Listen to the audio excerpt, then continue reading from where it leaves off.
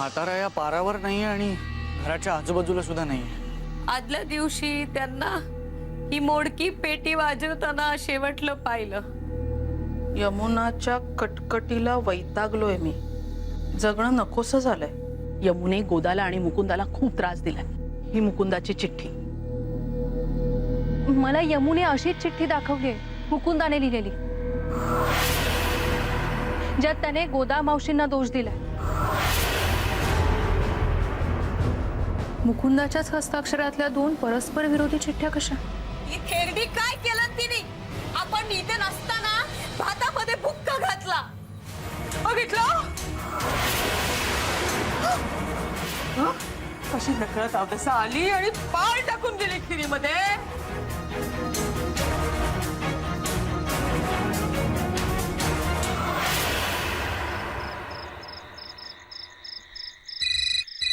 मॅडमचा phone आहे। हा madam. Hello सेठ, ऐक, इथे यमुने केलेल्या भातात कोणीतरी बुक्का कालवला आणि गोदा मावशीने केलेल्या खिरीमध्ये पाल टाकली। काय? हो, आणि भिंतीवरून पडलेली पाल नाहीये, ही खोटी प्लास्टिकची पाल आहे, कोणीतरी टाकली आहे। प्लास्टिकची पाल? तो म्हातारा तिथे त्याच्या झोपडीत आहे का बघ। नाही, आहे इथेच आहे, झोपलाय। मग हे सगळं कोण करतंय? ही गोदा मावशी आणि यमूच हे सगळं करतायत आणि उगाचच कांगावा करतायत। मॅडम वेड्या आहेत का या दोघी? मला वाटतं या दोघी स्वतःच्याच घरात हे सगळं असं करत असतील आणि एकमेकींशी भांडत असतील। सेठ, मी तुला नंतर फोन करते।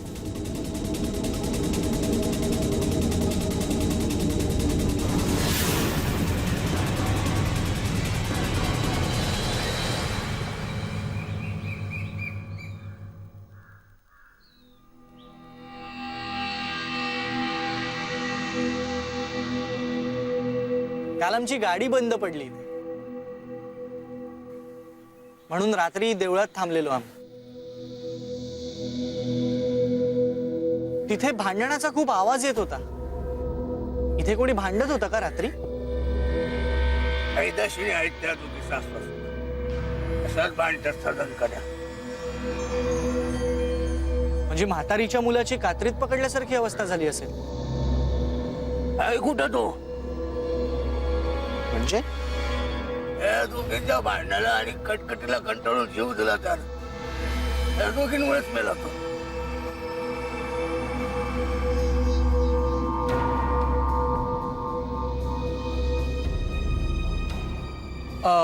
मेकॅनिक आला? हो आलाय। चल आलो आम्ही।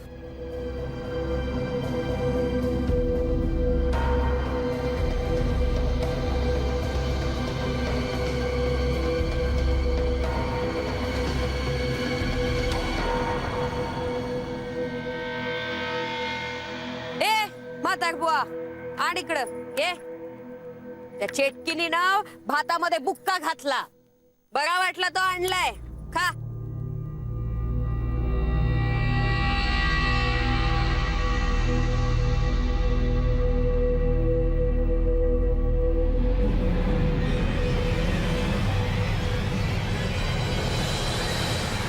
हा मॅडम, त्या म्हाताऱ्याच्या बोलण्यावरून असं कळलंय की मुकुंदाच्या जाण्याला त्या दोघी जणी जबाबदार आहेत। हे दादा, आम्ही कार रिपेअर झाली की लगेचच निघू इथून। हो हो, मी कळवते तुम्हाला। हॅलो,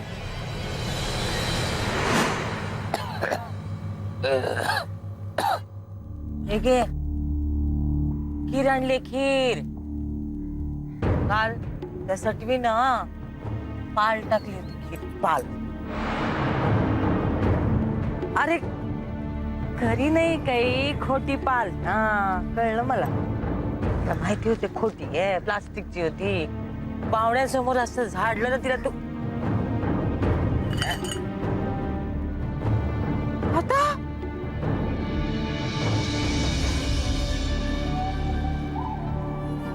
ओतून टाकलीस तू खीर? खायला मिळत नाही म्हणून आणून देते, माजलाय अगदी तू।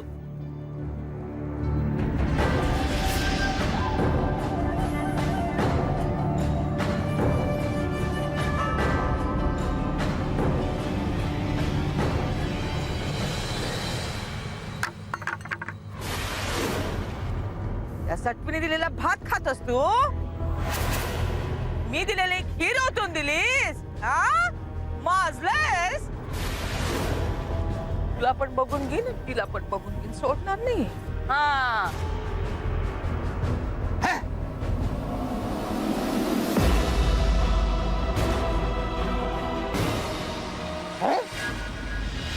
फिदाई, मुकुंदाच्या मृत्यूविषयी गावात सगळीकडे चौकशी कर. मला असं कळलं की मुकुंदाची बाईक जेव्हा पुलावरनं कोसळली तेव्हा तो म्हातारा तिथेच होता. तो म्हातारा जर खरं बोलत असेल तर या दोघी गुन्हेगार. पण मॅडम, जर का तो खोटं बोलत असेल तर त्यांनीच मुकुंदाला काहीतरी केलं असणार. हो हो हो, आम्ही निघताना फोन करूच तुम्हाला. आज आलाय आज. हो आज आलाय नुसता. हो हो, आईंनाही कळवते मी. फुकटचं गिळायला मिळतंय ना. तुम्हाला काय नाही.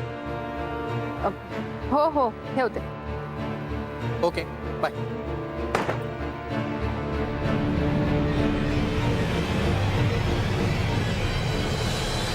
समीर, तू एक काम कर, तू इथेच थांब. मी गावात जाऊन चौकशी करून येतो. ओके, चल. येस.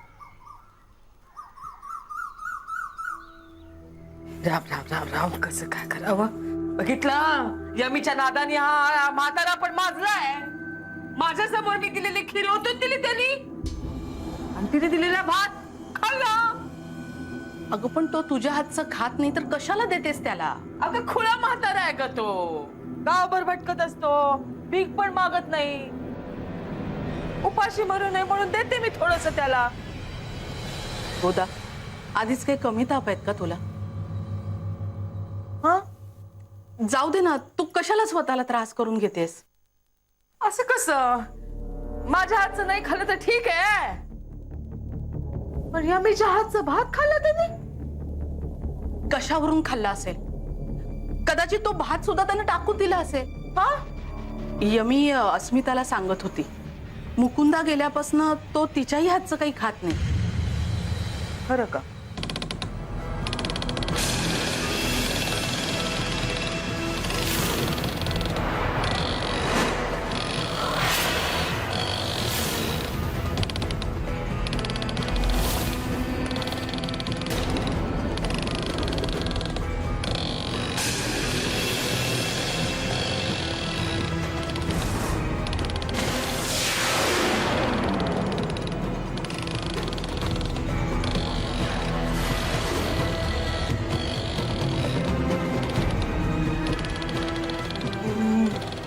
मी तरी इथे उभी आहे आणि दार बंद आहे. मग कोण आहे तिथे? कोण कोण करतो?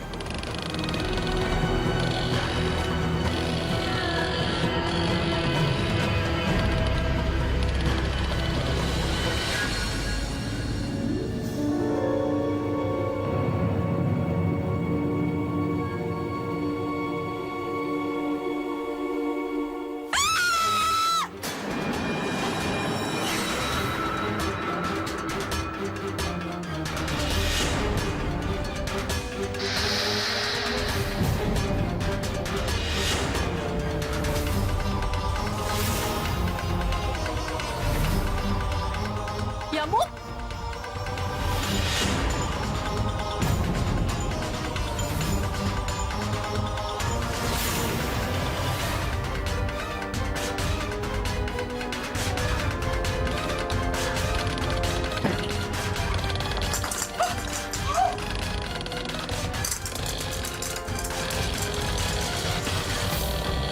अरे देवा, हे काय आहे? बघितलं, हा यमिताच कारभार आहे. बघितलं, काल काल खिरीमध्ये पाल टाकून तिचं समाधान झालं नाही. आज हा प्रकार केलाय.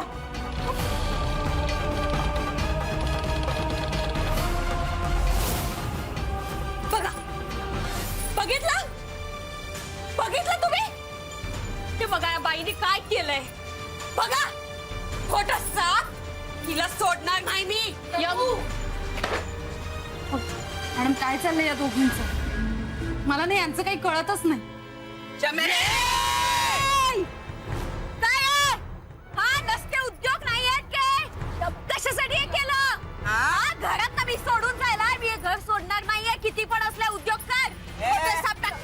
साप टाकले बा काय काम धंदा नाहीये का मला हा? असे विचित्र चेंडू माझ्या घरात टाकते मी टाकले मी टाकले करते बघ कांगावा. तूच करते कांगावा आयुष्याचं वाटोळं केलं माझ्या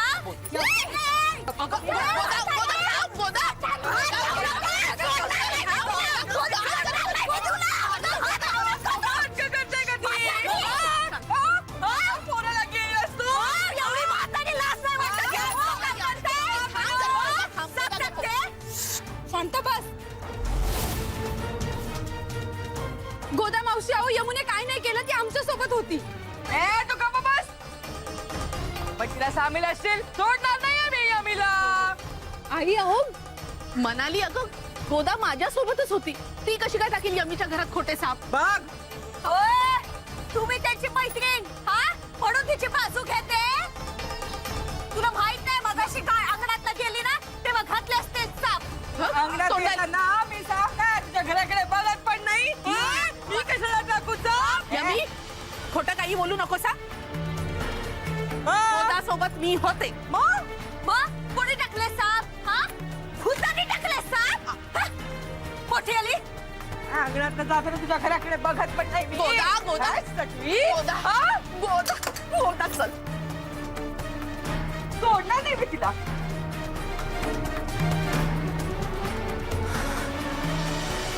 मॅडम या दोघींनी नाही केलं मग कोणी केलं हे सगळं?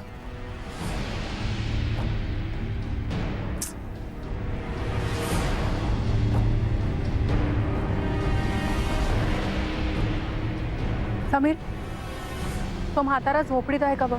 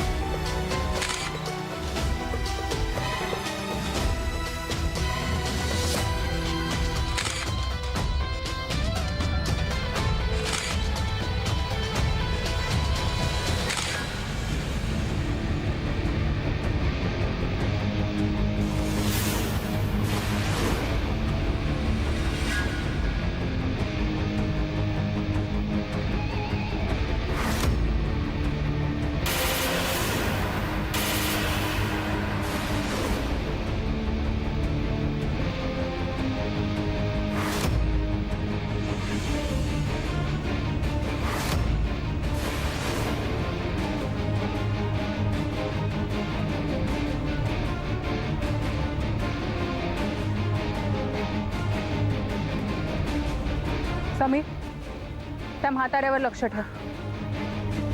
मला असं वाटतं त्यानेच सगळं केलंय.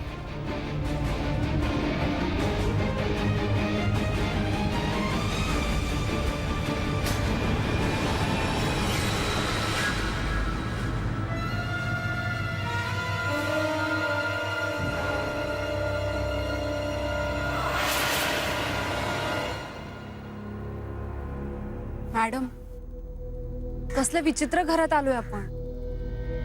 आणि तपासाचं म्हणाल तर होतो तिथेच आहोत. कन्फ्युजन आणखी वाढलंय. मनाली, पेशन्स ठेव. त्याशिवाय शोधकार्य नाही पूर्ण होत. आणि तसंही आता सीत गेलाय ना गावात चौकशी करायला. काहीतरी माहिती आणेलच तो. मॅडम, मला वाटतं तो म्हाताराच बदमाश आहे.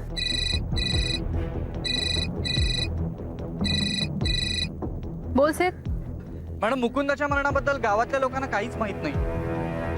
म्हणजे मुकुंदाचा ज्यावेळेला ऍक्सिडेंट झाला त्यावेळेला त्याची फक्त बाईक सापडली गावकऱ्यांना. पाण्याला इतका जोर होता की त्याची बॉडी सापडणं शक्यच नव्हतं. आणि त्यात अजून एक प्रॉब्लेम म्हणजे त्याच्या घरातल्या लोकांच्या विचित्र वागणुकीमुळे त्यांच्या घरी कोणी फारसं येत जात नाही. अच्छा, असं आहे तर सगळं. हे सगळं खूपच गुंतागुंतीचं आहे आणि शॉकिंग आहे. नाही मॅडम, शॉकिंग न्यूज तर त्या म्हाताऱ्याबद्दल आहे. म्हणजे गावातली लोक असं म्हणतात की मुकुंदा गेल्यानंतर 2च दिवसात त्या म्हाताऱ्याचं प्रेत स्मशानात सापडलं. निवारस म्हणून त्याच्यावरती अंतिम संस्कारही झाले. पण तो म्हातारा अजूनही इथल्या पारावरती राहतो हे गावकऱ्यांना माहितीच नाही. काय? हो ना, कारण मुकुंदा गेल्यापासून गावातले लोक या घराकडे फिरकतच नाहीत. पण सिद्ध, हे सगळं कितपत खरं आहे त्याची शहानिशा करावीच लागेल ना. बरं मॅडम, अजून काही कळलं की मी लगेच कळवतो तुम्हाला. Okay, bye.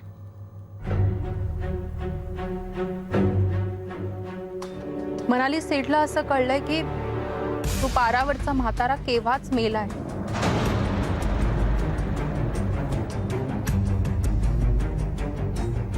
काय? तो म्हातारा मेलाय? मग पारावर राहतो तो कोण आहे?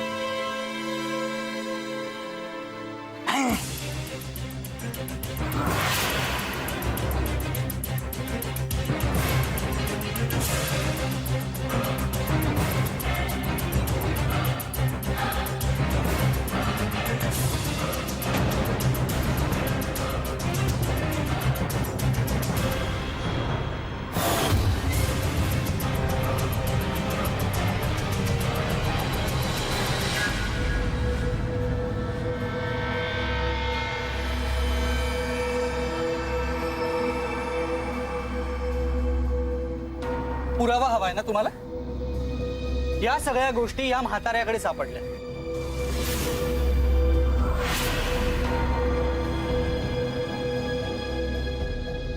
आता तरी कळलं हे सगळं हा म्हातारा करत होता. हा म्हातारा कशाला रे? आणि तुम्हाला वाटतंय तो हा पारावरचा म्हातारा नाहीये. तो म्हातारा कधीच मेलाय.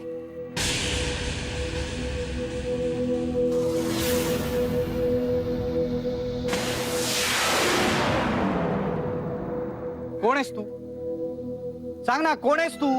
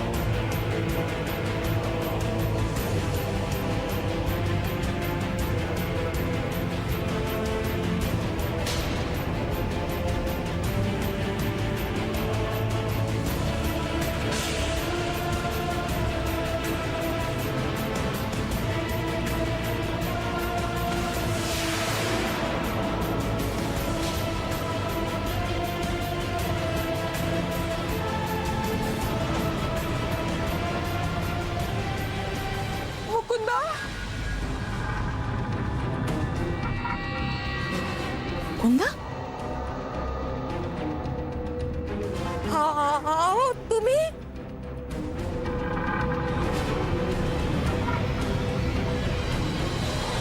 मुकुंदाच्या हस्ताक्षरातल्या 2 परस्पर विरोधी चिठ्ठ्या पाहिल्यात तेव्हा माझ्या मनात थोडी शंका आली.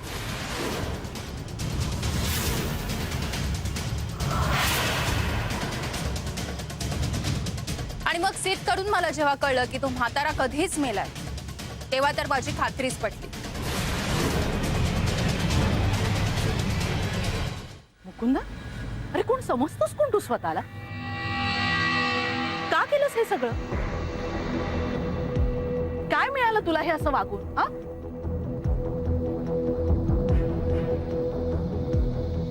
गोदाला चिठ्ठी लिहिलीस की यमीला कंटाळून मी जातोय आणि यमीला चिठ्ठी लिहिलीस की मी गोदाला कंटाळून जातोय? का का केलंस हे असं?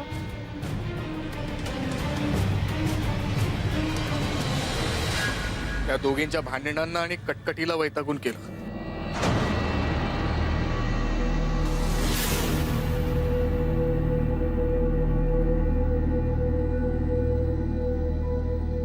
मी असं का केलं, मी तसं का केलं, असाच प्रश्न पडला ना तुम्हा लोकांना? हा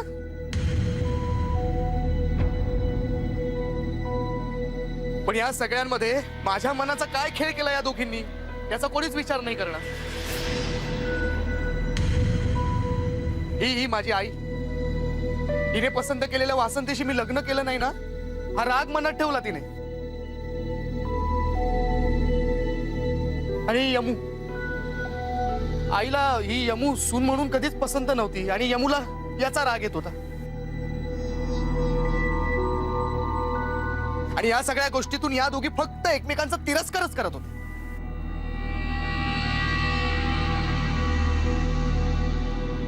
आणि किती काळ हे सहन करायचं होतं मी? हा सांग नाही, किती काळ? आयुष्यभर? का पण? का? माझं काय चुकलं होतं यात? हा सतत नुसता राग, तिरस्कार, द्वेष, मत्सर.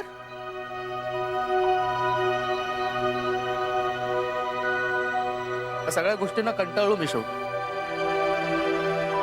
आणि म्हणून मग मी त्या तशा चिठ्ठ्या लिहिल्या आणि मग गायब झालो.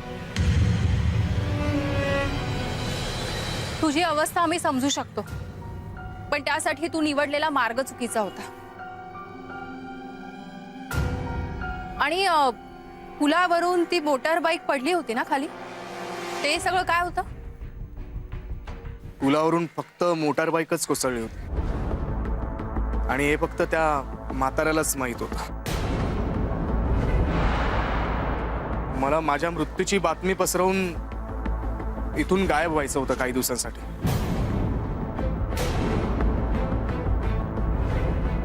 म्हातारबाबाला विनंती केल्यानंतर त्यांनी या लोकांना काही सांगितलं नाही. पण नंतर म्हातारबाबाच मेला.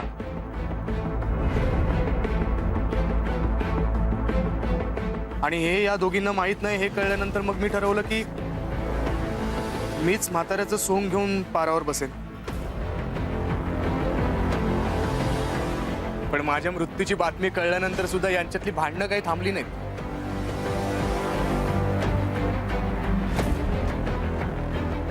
नाही पण मला आता त्रास होत नव्हता या सगळ्या गोष्टींचा. उलट मी ना लांबून बघून यांची मजाच घेत होतो.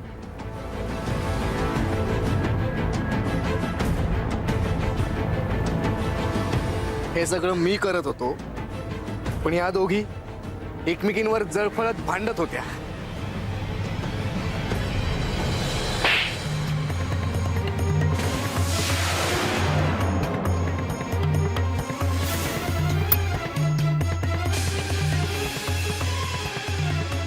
गोदा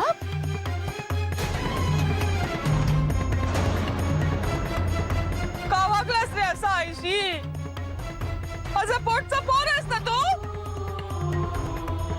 अरे पोर गेल्याचं दुःख किती मोठं असतं ते तुला स्वतःला पोर झाल्यावर कळेल.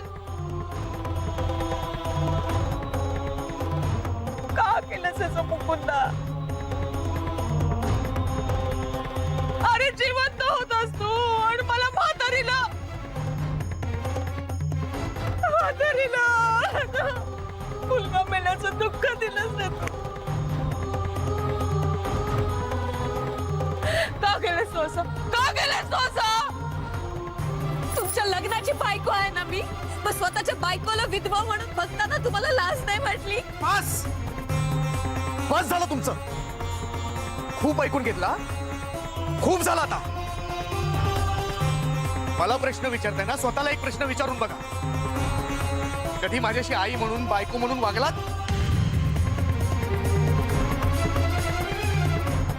कधीतरी माझ्या मनाचा विचार केलात? सतत नुसती भांडणं याशिवाय दुसरं काही केलं का तुम्ही? अरे मुकुंदा असं का बोलतो रे? अरे मी असंच राग नव्हते करत तिचा.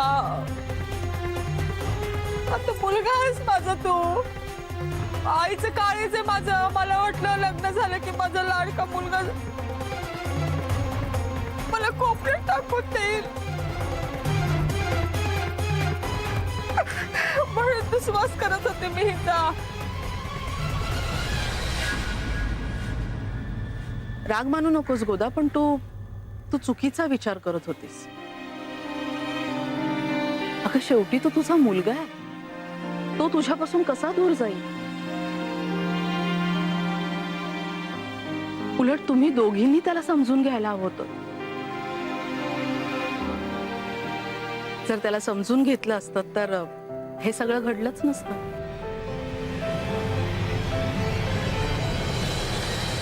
आणि मुकुंद गेला त्यानंतरही तुम्हाला पश्चाताप झाला नाही, तुमची भांडणं चालूच राहिलीत. आम्हाला वाटलं होतं की हा गुन्हेगार आहे, पण खऱ्या गुन्हेगार तुम्ही दोघी जणी आहात.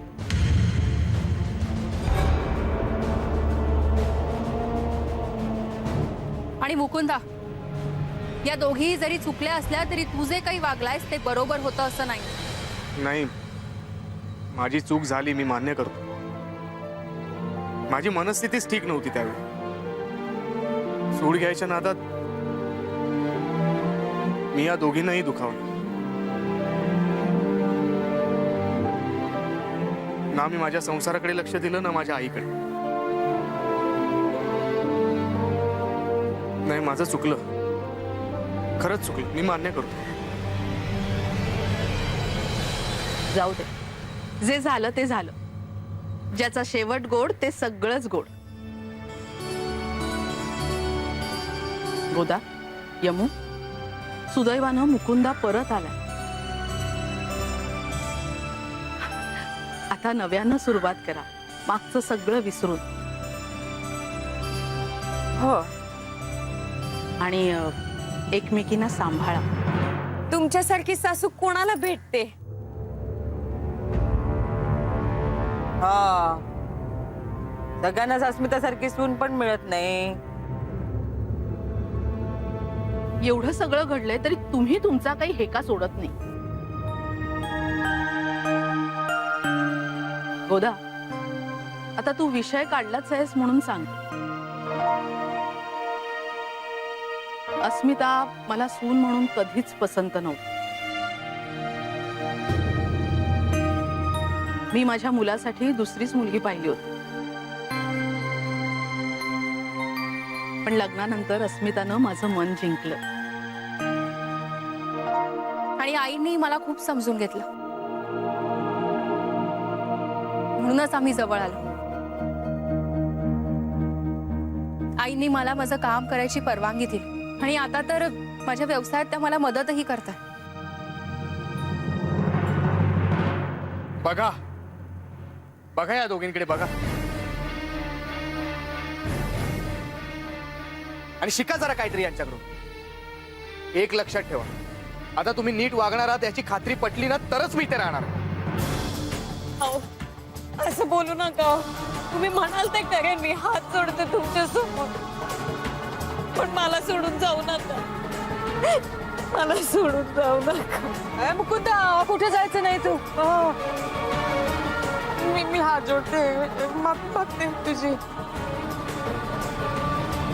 हिची पण माफी मागते. हा, नाही तू सुवास करणार रे त्याचा.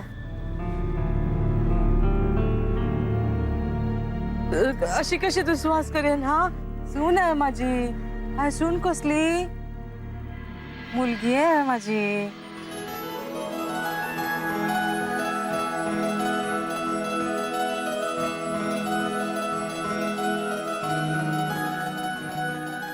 ए पोरी, माफ कर ग. हा? आई नाही नाही, असं नाही करायचं. यमुना, ए बघ, मला माफ कर. हा, मला माफ कर. अगं मुलीसारखी आहेस तू माझ्या. खरंच मुलीसारखी आहे. हा, मुकुंदावर काही हक्क नाही सांगणार. हा, तुझा नवरा आहे. हा, बस मला माफ कर. हा, अहो माझा कसला नवरा, आधी तो तुमचा मुलगा आहे ना. माझंच चुकलं, मला माफ करा आई. अगं, असं बोलू नये ग यमुना. हे बघ, मुकुंदावर माझं खूप प्रेम आहे ग. दोघींचाही आहे मुकुंदा.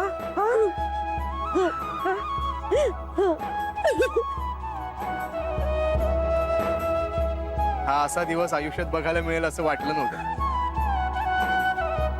सत्यनारायणाची पूजाच घालतो आता. तुम्ही सगळे थांबा. नाही नको, आता आम्हाला निघायला हवं. असं कसं अनु, अगं तू तरी थांब ना. अनुला थांबू दे इथे. हा, नाही अगं ते नाही नाही म्हणू नका. अहो हा आजचा दिवस तुमच्यामुळेच तर बघायला मिळाला ना. अहो तर मी तुमची व्यवस्था करतो ना जाण्याची. मी येईन सोडायला तुम्हाला. पण तुमचे आशीर्वाद मिळाले तर खूप बरं होईल. थांबा ना. बरं, यांना फोन करून कळवते मी आज येत नाहीये ते. हा, अनु फोन करते. हा हा, मी तयारीला लागते. हा, नाही नाही, अजिबात नाही. आपण दोघी तयारीला लागू ग, असं म्हणायचं मला. हा, चल चल चल, ये.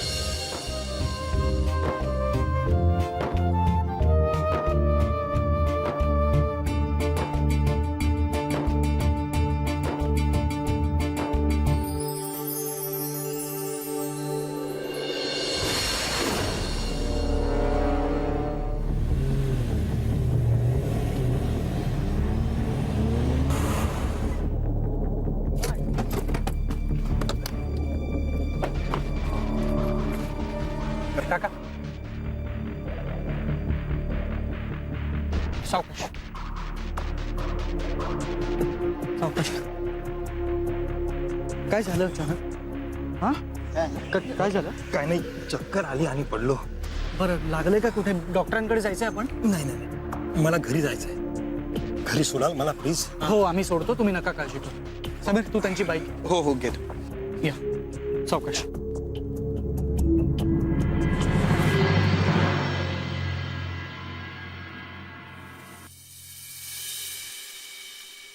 तुमचे खरंच खूप उपकार झाले.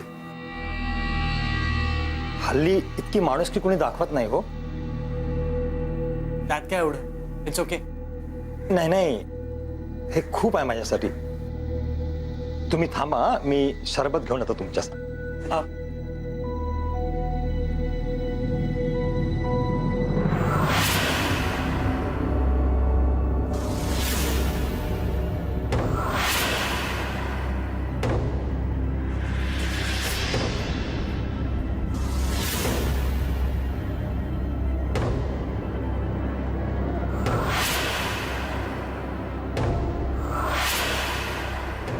दादासाहेब, ते चौघे आलेले आहेत. नाही, तर तुमची मिसेस नाही आहे.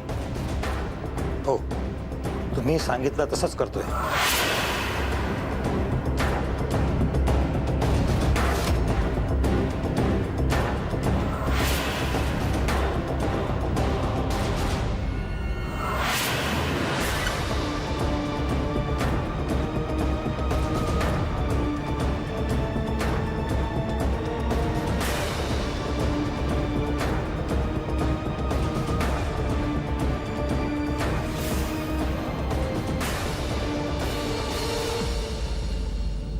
घ्या प्लीज.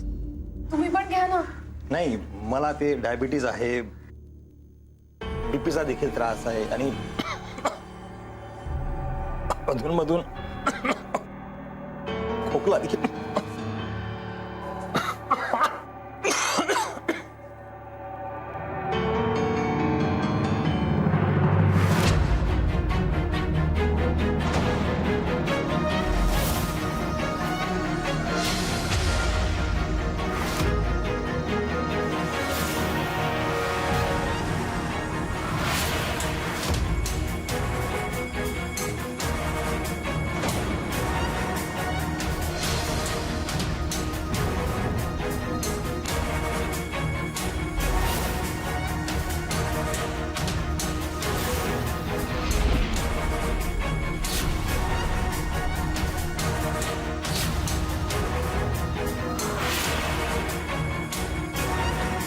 हा फोटो इथे कसा?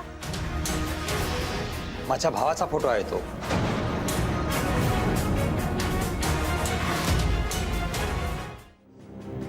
बारा वर्षापूर्वी गेला तो. यांचं नाव तर हिम्मत वाटेगावकर, हो ना? हो. आणि मी व्ही सुरेंद्र, म्हणजे सुरेंद्र वाटेगावकर. मी फाईट मास्टर आहे ना, त्यामुळे व्ही सुरेंद्र असं नाव लावतो.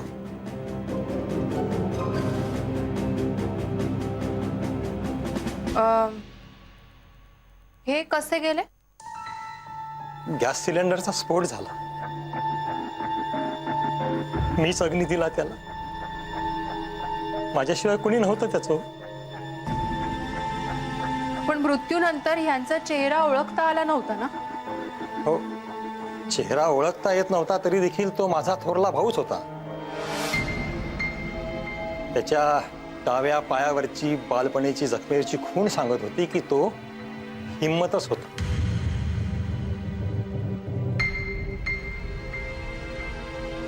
पण तुम्ही एवढी चौकशी का करताय? तुम्ही ओळखता त्याला? मी अस्मिता प्रभाकर अग्निहोत्री. I see. म्हणजे प्रभाकर अग्निहोत्री तुमचे वडील होते. मॅडम, त्या निषादमुळेच हिम्मतनी ते वाईट कृत्य केलं. आणि मला वाटतं त्याला त्याचा पश्चाताप होत होता. आणि त्या गिल्टमुळेच हिम्मतनी आत्महत्या केली असावी.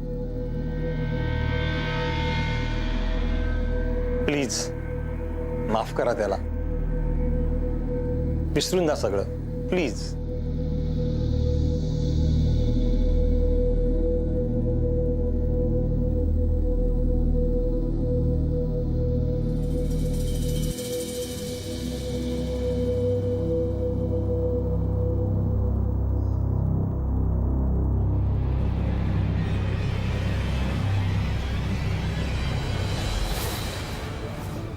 दादासाहेब, तुमचं काम झालं. तुम्हाला हवी होती तशी अस्मिताची खात्री पटली.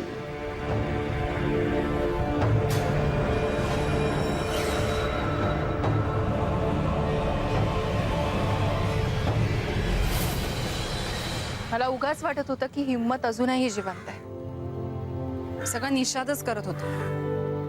म्हणजे केस नंबर 1 आता खरंच संपली आहे.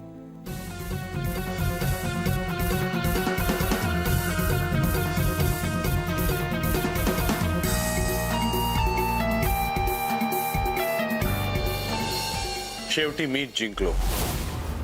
माझा प्लॅन यशस्वी झाला. आता अस्मिताची खात्री पटली आहे की हिम्मत मेलाय आणि प्रभाकरची केस संपली. आता मला धोका नाही. आजचा दिवस सेलिब्रेट व्हायलाच हवा. केशव, हे केशव, बोलवलं? हो. राधाला सांग आज रात्री जेवायला खास बेत कर. तिखट गोड दोन्ही भरपूर होऊ देत. खूप खुश दिसतायत. काही विशेष? बातमीच तशी आहे. बातमी? कोणती बातमी?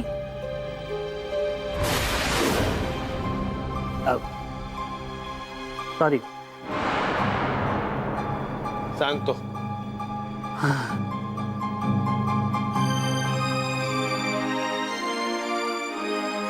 अस्मितानी त्या गोदाची केस सॉल्व्ह केली ना, म्हणून खुश आहे मी. ओ आय सी. पण अस्मिता वहिनी या घरात आल्यापासून अनेक केसेस सॉल्व्ह केल्यात त्यांनी. यात काय विशेष नाही. तुमच्याकडे बघून असं वाटतंय की तुमच्या आयुष्यातली एखादी केस सॉल्व्ह झाली. माफ करा, सहज निघून गेलं. सांगून येतो मी.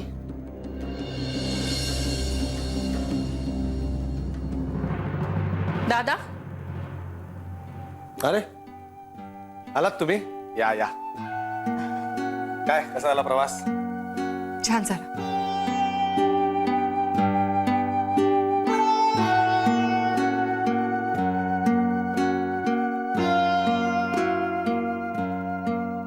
अरे हे काय अचानक? दादा, ती परत येत होती तेव्हा एक विलक्षण घटना घडली. त्या टेम्पो ड्रायव्हरचा हिम्मतचा भाऊ भेटला हिला. हिम्मतचा भाऊ? हा, हिम्मतचा भाऊ. हो, सुरेंद्र.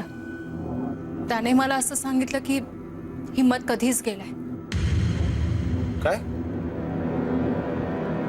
हो, आणि त्यानेच हिम्मतवर अंत्यसंस्कार केले. त्याने हेही सांगितलं की निषादनेच बाबांना मारलं होतं.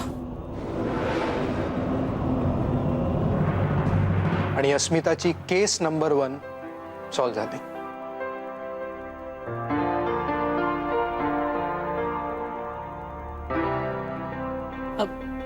तुम्हाला हे आधीच कळलं होतं का?